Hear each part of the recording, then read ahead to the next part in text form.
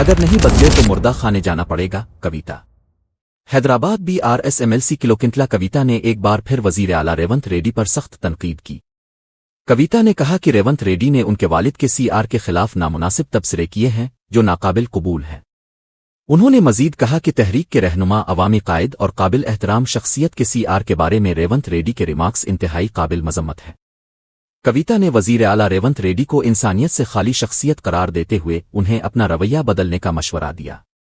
انہوں نے خبردار کیا کہ تلنگانہ کے عوام ان حرکتوں کو دیکھ رہے ہیں اور وقت آنے پر انہیں سخت سزا ملے گی. ریونت ریڈی نے طنزیہ انداز میں کہا کہ اگر آپ کا غرور برقرار رہا تو آپ کو اسٹریچر پر لے جایا جائے گا، اور اگر آپ ابھی بھی نہ بدلے تو آپ کو مردہ خانے جانا پڑے گا. KTR کا رد عمل. KTR نے بھی ان ریمارکس پر رد عمل ظاہر کرتے ہوئے کہا کہ ریونت ریڈی شائستگی کی تمام حدیں پار کر چکے ہیں. انہوں نے مزید کہا کہ ریونت ریڈی کے اہل خانہ کو انہیں فوری طور پر مینٹل اسپتال لے جانا چاہیے، ورنہ وہ شدید ذہنی دباؤ میں مبتلا ہو کر اپنے آس پاس کے لوگوں کو نقصان پہنچا سکتے ہیں. KTR نے تنزانہ کہا، گٹ ویل سون.